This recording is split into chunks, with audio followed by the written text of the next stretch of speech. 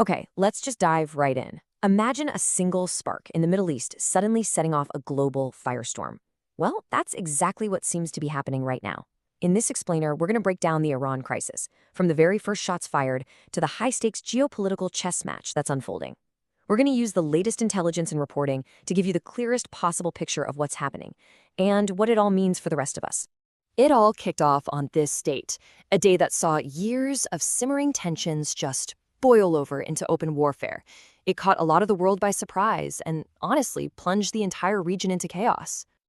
And there it was. With those words, U.S. President Donald Trump gave this new conflict its official name. A name that would, of course, immediately dominate headlines as the first wave of airstrikes got underway. The first 72 hours were just an absolute whirlwind of violence and escalation. It all started with a really devastating joint strike that took out Iran's supreme leader, a move that pretty much guaranteed a furious response. And Iran didn't wait long. They retaliated, launching this huge barrage of missiles and drones at U.S. and Israeli targets all over the region. And as all this chaos was unfolding, you have China, a key player, calling for an immediate ceasefire, obviously worried this thing was spiraling way out of control. So, to really get a grip on the full scope of this conflict, we need to go back to the very beginning and look at that initial assault. Because let me tell you, this was no surgical strike. This was a massive military operation.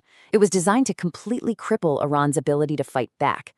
We're hearing from U.S. Central Command that the combined U.S. and Israeli forces hit over 5,500 targets inside Iran.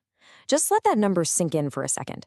This was a massive, widespread air campaign, and the whole point was to overwhelm Iran's defenses and get air superiority from day one. And to support this whole operation, the Pentagon confirmed a huge buildup of forces. The number of U.S. troops in the region just swelled to more than 50,000. That's a really clear signal that they were committed to sustaining a high-intensity conflict. You know, the strikes were incredibly strategic. They didn't just hit military bases. They went after the regime's tools for internal control, things like police stations and the Buzzage paramilitary. They also went after Iran's economic lifelines. We're talking banks, crucial oil facilities.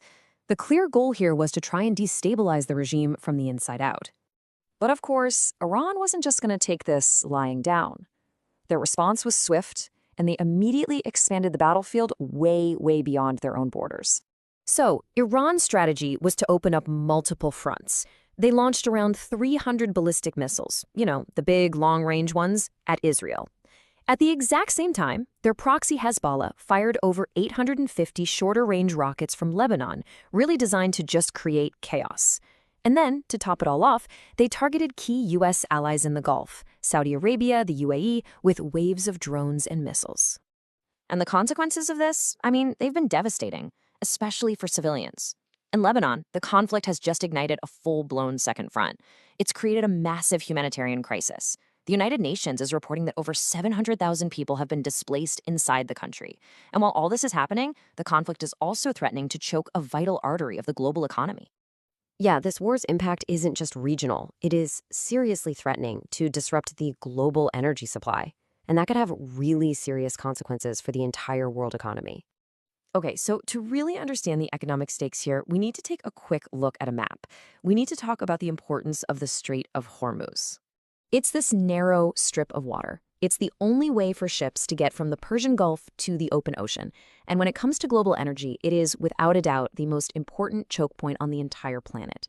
And this right here shows you why it's such a big deal. About a fifth, 20%, of the world's total oil supply, and a full quarter of its liquefied natural gas has to pass through this one little strait. Any disruption here sends immediate shockwaves through the energy markets, which means you and I could be paying more at the pump and for our heating bills. And Iran is actively trying to shut this waterway down. They're using a mix of tactics: direct attacks on ships with drones and explosive boats, sabotage against oil tankers, and they're even deploying naval mines to make it almost impossible to pass through safely. It's a strategy designed purely to create maximum disruption and economic pain for their enemies. So while the bombs are falling, a totally different kind of war is being fought on the diplomatic front. You've got the U.S. and Iran presenting these starkly different stories to the world, each one trying to win the battle for international opinion. From the U.S. side, President Trump has projected nothing but absolute confidence, declaring a swift and decisive victory just a few days into the conflict, even while Iran's retaliation was still escalating. But the official reason for starting the war, well, that's been a bit of a moving target. The Secretary of State first said the strikes were preemptive, to stop an imminent threat. But then President Trump offered a different story, saying he thought Iran was about to attack and that he might have forced Israel's hand. This shifting narrative has definitely raised questions about the real motivations behind it all. Iran, meanwhile, is telling a story of being the victim of aggression.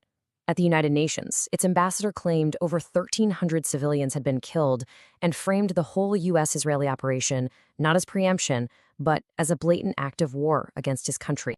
And while all of this is going on, there is one global power watching very, very closely from the sidelines: China.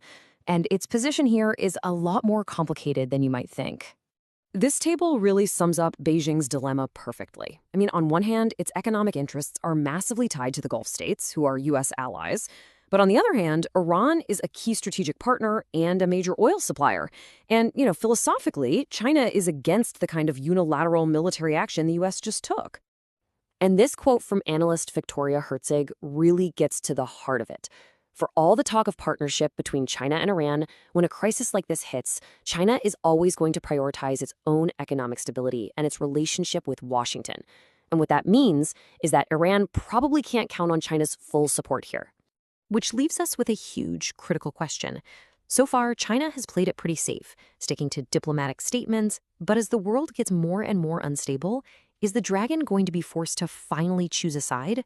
The answer to that question could very well determine the future of the global order.